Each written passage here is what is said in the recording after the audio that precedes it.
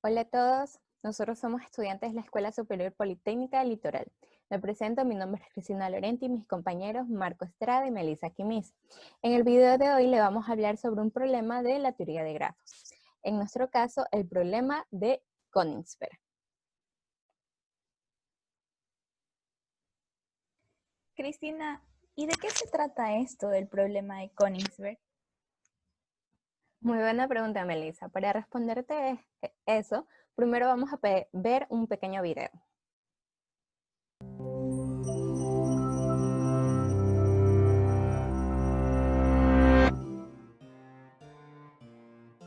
You'd have a hard time finding Königsberg on any modern maps, but one particular quirk in its geography has made it one of the most famous cities in mathematics.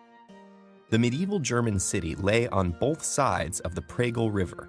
At the center were two large islands. The two islands were connected to each other and to the riverbanks by 7 bridges. Carl Gottlieb Euler, a mathematician who later became the mayor of a nearby town, grew obsessed with these islands and bridges. He kept coming back to a single question: which route would allow someone to cross all 7 bridges without crossing any of them more than once? Think about it for a moment.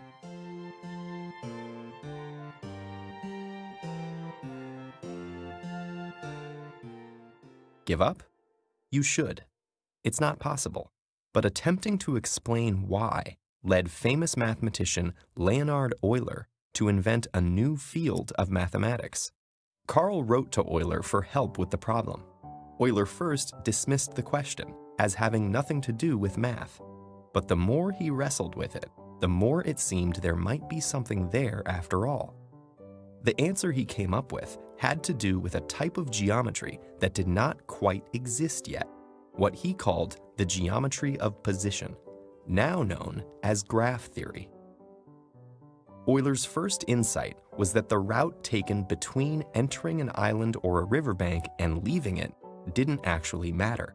Thus, the map could be simplified, with each of the 4 landmasses represented as a single point, what we now call a node, with lines or edges between them to represent the bridges. And this simplified graph allows us to easily count the degrees of each node. That's the number of bridges each landmass touches. Why do the degrees matter? Well, according to the rules of the challenge, once travelers arrive onto a landmass by one bridge, they would have to leave it via a different bridge. In other words, the bridges leading to and from each node on any route must occur in distinct pairs, meaning that the number of bridges touching each landmass visited must be even. The only possible exceptions would be the locations of the beginning and end of the walk. Looking at the graph, it becomes apparent that all 4 nodes have an odd degree. So no matter which path is chosen, at some point, a bridge will have to be crossed twice. Euler used this proof to formulate a general theory that applies to all graphs with 2 or more nodes. A Eulerian path that visits each edge only once is only possible in one of 2 scenarios. The first is when there are exactly 2 nodes of odd degree, meaning all the rest are even. There, the starting point is one of the odd nodes, and the endpoint is the other. The second is when all the nodes are of even degree. Then, the Eulerian path will start and stop in the same location, which also makes it something called a Eulerian circuit. So how might you create a Eulerian path in Königsberg? It's simple. Just remove any one bridge. And it turns out, history created a Eulerian path of its own. During World War II, the Soviet Air Force destroyed 2 of the city's bridges, making a Eulerian path easily possible. Though, to be fair, that probably wasn't their intention.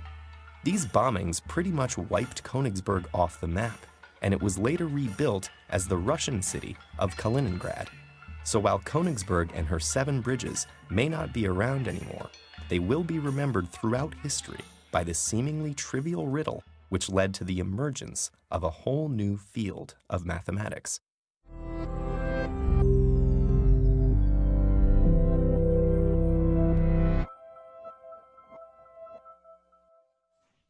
Cristina, ¿me podrías explicar un poco mejor el contexto histórico de este problema? Sí, vamos a explicarte un poquito lo que es el contexto histórico. Tenemos la ciudad de Königsberg, que si la buscamos en el mapa no va a ser encontrada por lo que vimos en el video sobre la Segunda Guerra Mundial. La podemos encontrar ahora como Kaliningrado. Esta ciudad fue muy conocida y hasta el día de hoy se la conoce por el problema de los 7 puentes. Las personas se preguntaban, ¿será posible cruzar los 7 puentes sin repetir uno? Entonces lo tomaron como modo de juego cruzar de un puente a otro tratando de cruzar los 7 sin repetir ninguno. Este problema se hizo una obsesión para un matemático llamado Carl, que era de un pueblo cercano.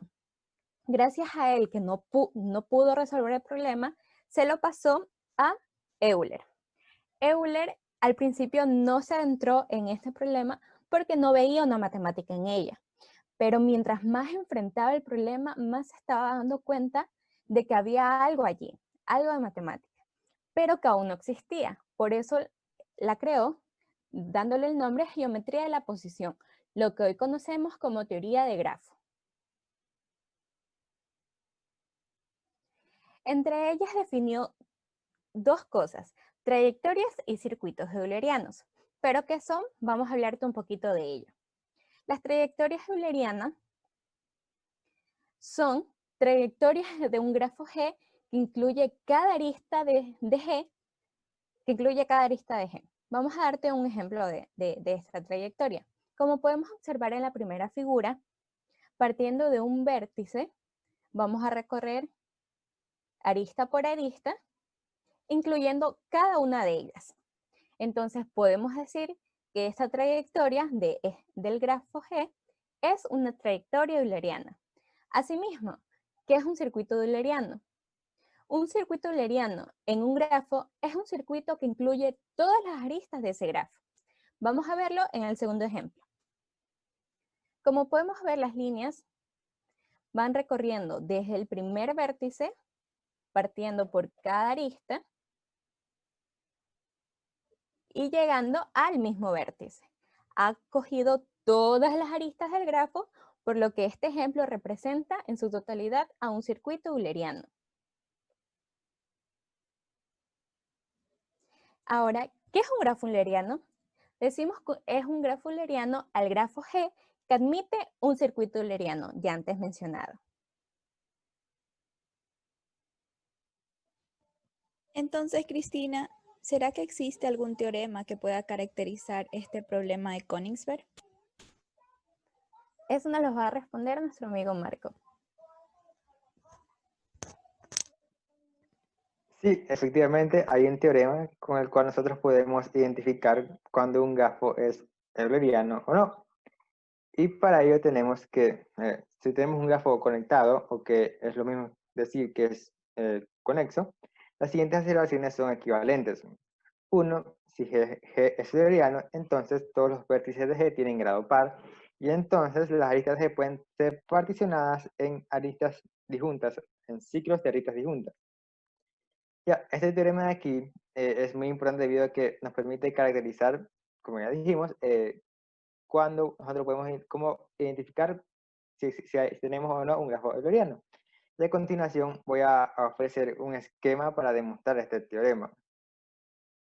El paso 1, la demostración del teorema consistirá en demostrar que 1 implica 2, y que este implica 3, y que este a su vez implica 1. Teniendo por hipótesis general que el grafo G es conexo o conectado. Primero, un implicador, es decir, si G es euleriano, entonces todos los vértices tienen grado par. Eso es lo que pretendemos demostrar. Entonces, ¿cómo demostraríamos eso? Bueno, usando el hecho de que G es euleriano. Y entonces, para demostrar que todos los vértices tienen grado par, tomamos un vértice cualquiera y el circuito euleriano que debe existir en G. Esto aquí lo sabemos porque G es un grafo euleriano, así que debe existir un circuito euleriano. Y aquí tenemos una imagen de un ejemplo de un grafo euleriano. Como podemos ver, no importa dónde comencemos, siempre podremos armar un circuito euleriano aquí, que incluya todas las aristas. Entonces, aquí con este ejemplo es fácil notar que todos los vértices tienen grado par. O sea, se ve a simple vista. Y esa es la demostración eso es lo que consideramos la demostración de esta parte. Pues se sabe que los grafos en un circuito comienzan con una arista y salen con otra. Por lo tanto, van a tener grado par porque un circuito no se puede repetir aristas, así que al final del día todos tendrán grado par. Esto es algo que se puede justificar haciendo un desarrollo, pero esencialmente la idea de esta demostración está aquí, ya fue dicha. El siguiente paso consiste en demostrar que si ya sabemos, sabiendo que G es conexo y todos los vértices tienen grado par, entonces las aristas de G pueden ser particionadas en ciclos. Bien, para este de aquí, nuevamente suponemos por hipótesis que todos tienen grado par y vamos a proceder a demostrar que se puede obtener bajo estas condiciones se puede obtener una partición en ciclos disjuntos de aristas. Y para ello vamos a usar inducción, se recomienda usar inducción sobre el número de ciclos de G. Y para lo cual es necesario que verifiquemos lo siguiente. Primero es que, dado que todos los vértices tienen grado par, entonces no existe ningún vértice de grado 1. Además, como todos están conectados por ser conexo, o sea, es lo que en otras palabras significa que un grafo es conexo, entonces se tiene que inmediatamente este grafo no es un árbol. Y por lo tanto, como todo árbol, o sea, un árbol es un grafo conexo que no tiene ciclos. Como este grafo no es un árbol, por lo tanto debe contener al menos un ciclo. Así este de aquí consistiría en nuestro caso base, es decir, que el caso cuando el grafo G tiene un ciclo, y en este caso la partición sería el mismo. Luego se prueba para camas un ciclo, cual se consistiría en la hipótesis inductiva. Y así nosotros, o sea, en la hipótesis inductiva, nosotros debemos de alguna manera lograr particionar el grafo. Disculpen por el problema técnico. Ahora mismo continuamos con la demostración. En este caso ya habíamos dicho que el grafo se debía probar de paso inductivo, que es decir, que para K más un ciclo, teniendo por hipótesis que se cumple nuestra proposición para K ciclos.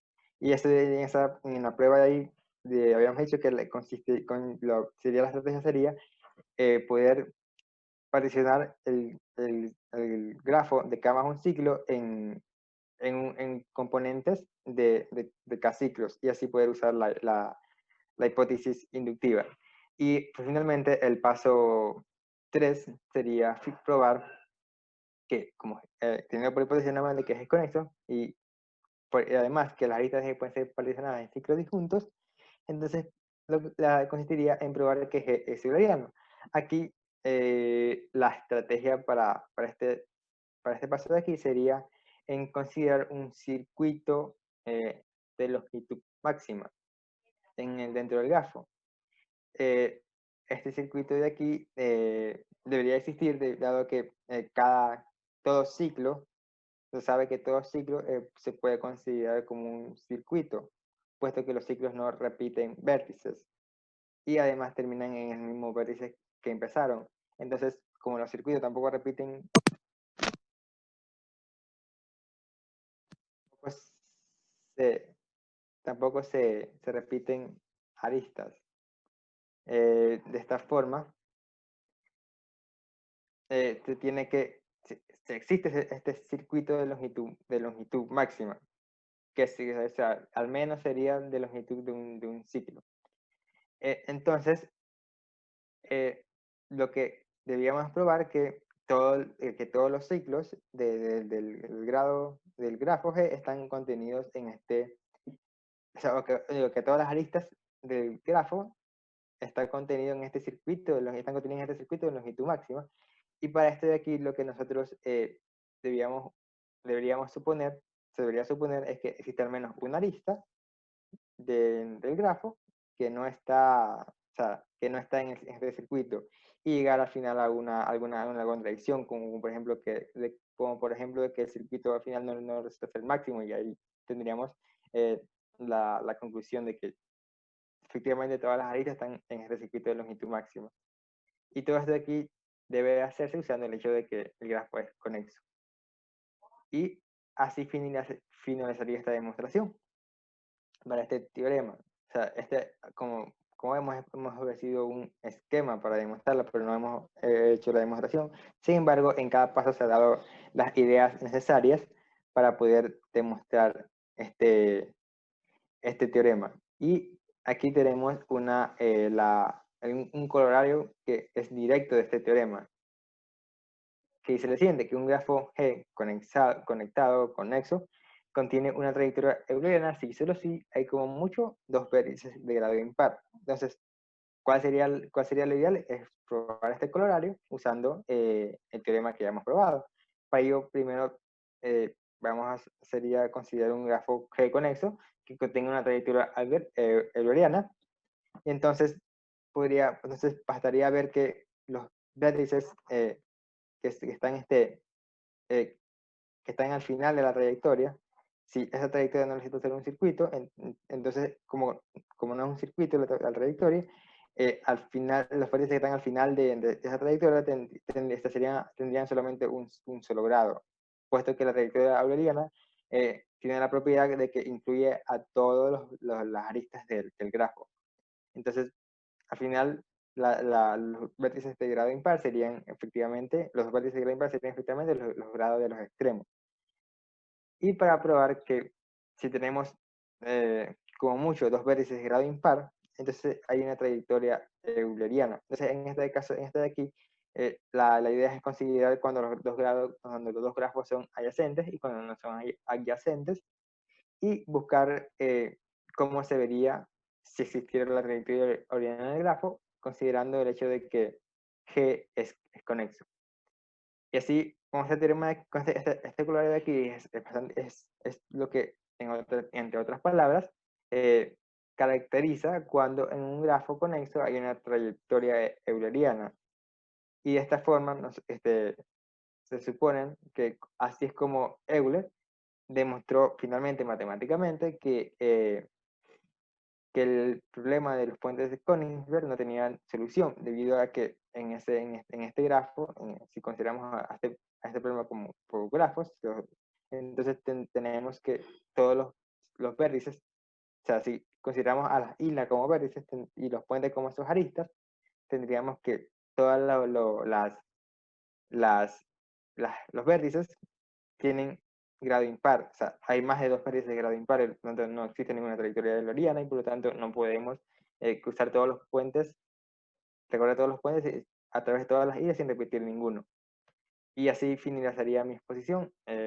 Gracias por escucharme. A continuación, mi compañera va a exponer cómo nosotros podemos encontrar un circuito euleriano en un grafo, que se supone que es euleriano. Bien, antes de pasar a la explicación del algoritmo para encontrar circuitos eulerianos, vamos a darle dos ejemplos para ver qué tal les va usando el teorema y el corolario anteriormente visto. ¿Ok? En este primer grafo van a tratar ustedes de identificar si es euleriano o no. Les daré 5 segundos para que lo piensen.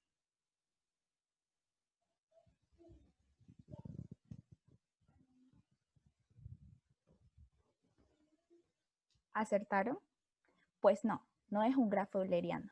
Si eso fue lo que pensaron, están en lo correcto. ¿Por qué? Porque por el teorema que vimos y el corolario obtenido, los vértices 0, 1, 3 y 4 tienen grado impar, lo cual contradice lo que habíamos mencionado de que necesariamente tienen que haber máximo dos vértices con grado impar, para que así el grafo sea un grafo euleriano. Veamos el otro ejemplo. Identifiquen ustedes si este grafo es euleriano.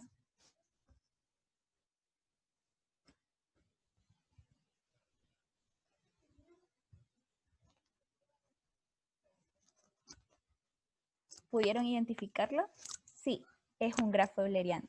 A simple vista podemos reconocer que cada uno de los vértices posee grado par, lo que cumpliría con el teorema anteriormente visto, que también es una caracterización para identificar grafos eulerianos. Ahora, como les mencionamos, hay un algoritmo para poder reconocer estos circuitos, el algoritmo de Hirsch-Holzer, que se lo vamos a explicar en este momento. Pueden apreciar la siguiente imagen con el grafo. ¿Qué es lo primero que debemos hacer dentro del algoritmo? Identificar un circuito en G llamándolo R1. De esta manera, como lo pueden apreciar en la imagen. Luego de esto, tenemos que marcar las aristas de R1 y llamar I igual 1 para considerar a R sub I. Si R sub I contiene todas las aristas de G, entonces detenemos el proceso. ¿Por qué? Porque R sub I ya sería un circuito euleriano que contiene todas las aristas del grafo. Tengo una pregunta, Melissa. ¿Qué pasaría si este circuito no contuviera todas las aristas del grafo? Muy buena pregunta.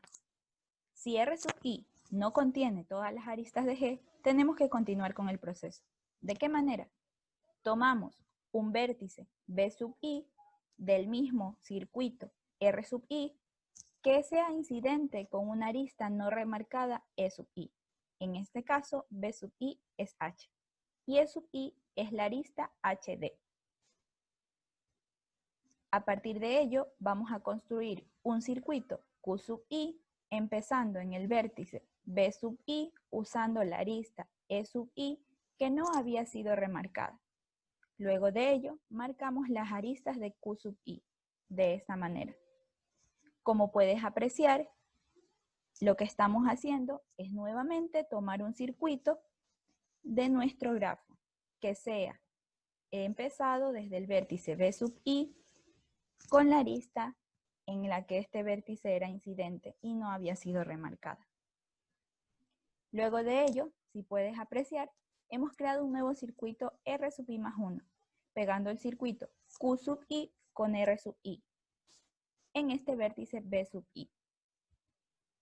Luego de ello, lo que tenemos que hacer es repetir el proceso, si llegara a ser el caso de que no hemos pasado por todas las aristas del grafo. Si esto llega a suceder, repetimos a partir del paso 2, encontrando así un vértice B sub I más 1 y prosiguiendo con el proceso hasta llegar a encontrar todos los circuitos eulerianos del grafo G.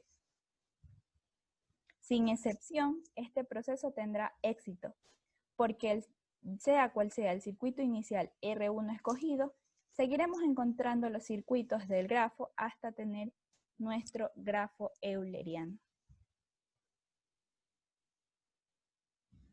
De esta manera, hemos podido apreciar los diferentes conceptos que obtuvimos a través del problema de Königsberg, que es un problema que originó la teoría de grafos. Es muy interesante ver cómo existe una caracterización que nos permite encontrar de mejor manera los circuitos eulerianos. Muchas gracias por acompañarnos en el video de hoy. Espero que todo haya quedado súper claro.